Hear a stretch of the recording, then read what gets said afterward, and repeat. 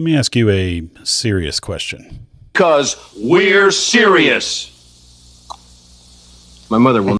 Have you ever looked at a city and thought, you know what this place needs? More molasses. Not a drizzle, not a spill. A 15-foot high wall of it moving faster than a horse. Because that's exactly what happened to Boston in 1919. And no, this is not a metaphor for capitalism. It's not a children's book. It's not one of those technically it could have happened internet stories. This actually happened. Welcome to Andy Explains Nothing. True stories from the internet that sound fake but are absolutely true. I explain the story. You sit there wondering how this made it past reality's quality control department.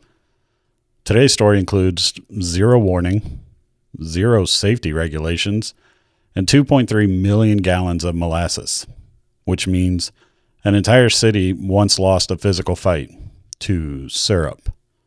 Do what now? Stop. Let's talk about the Great Molasses Flood. The setup, aka bad ideas stacked together. 1919, Boston's North End was packed. Homes, warehouses, rail lines, docks, people, everything you'd expect in a dense working class neighborhood. And sitting quietly near the harbor was a massive steel tank, 50 feet tall, 90 feet wide, built to hold 2.3 million gallons of molasses. Because apparently at some point someone said, yeah, that sounds reasonable. What could go wrong? Now, molasses back then wasn't just for cookies. It was used to make industrial alcohol. That alcohol was used for fuel, munitions, and explosives. World War I had just ended. Demand was high. Safety standards were more of a vibe than a rule book. That's more of a guideline than a rule. Do not interrupt. So the solution was simple. We're going to build a giant tank, fill it with syrup, put it directly next to people.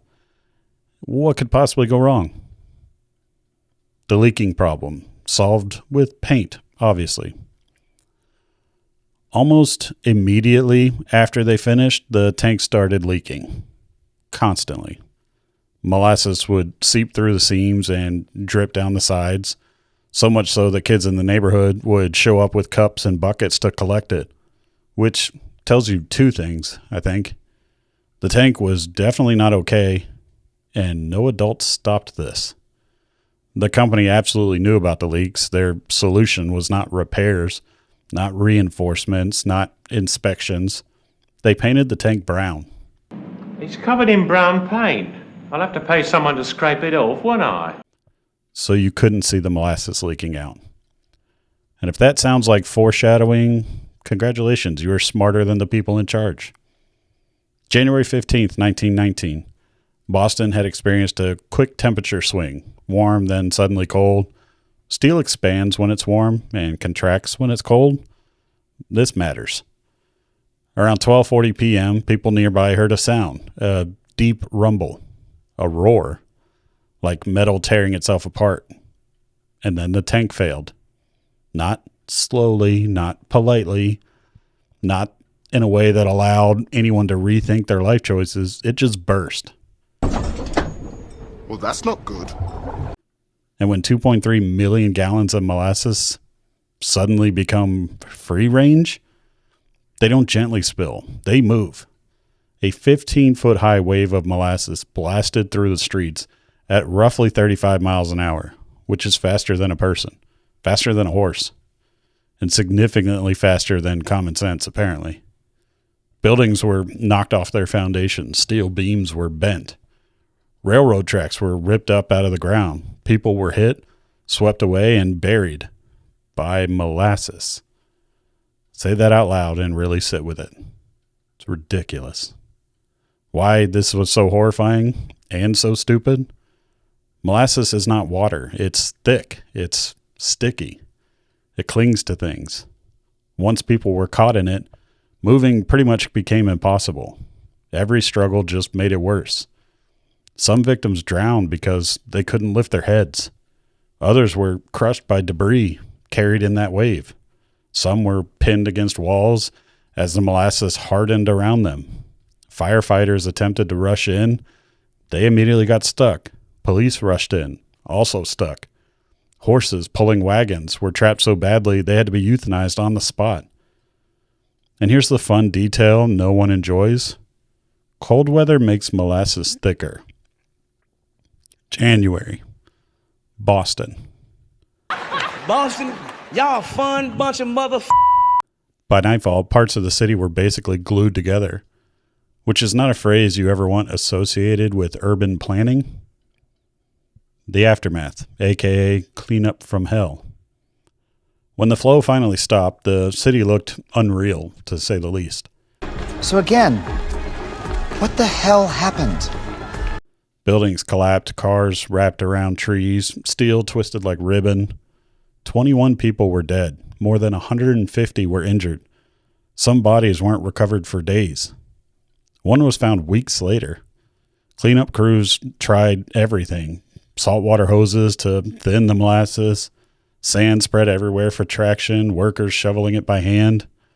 The harbor turned brown. People tracked molasses through the entire city. Into their homes, on sidewalks, into streetcars. Residents later said the smell lingered for decades. On hot days in basements and subway tunnels, Boston didn't just get hit by molasses. Boston became molasses. The lawsuits, where things got even dumber. After the disaster, lawsuits started piling up, as you would expect, and investigators discovered something incredible. The tank was never properly tested. Used steel that was too thin, had no real safety inspections, was never signed off by an engineer. And again, the leaks had been happening for years. Painting it brown was not a joke. That actually happened. The case dragged on for years and became one of the earliest major examples of corporate accountability in U.S. industrial history. This disaster is still taught in engineering ethics classes because it answers a very important question. What happens when you cut corners on public safety? Apparently, you drown a neighborhood in syrup. Can't believe we have to take these morons along with us. Yeah. The part that sticks with you.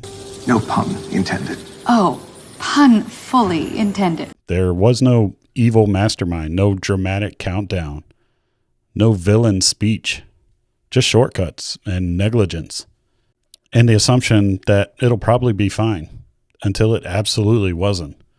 And for one day in 1919, the city of Boston learned something the hard way. Some of the most dangerous disasters in history don't start with war or weapons or enemies. They start with everyday things handled by people who should not be anywhere near responsibility. Crazy. This has been Andy Explains Nothing. I'll catch you on the next one.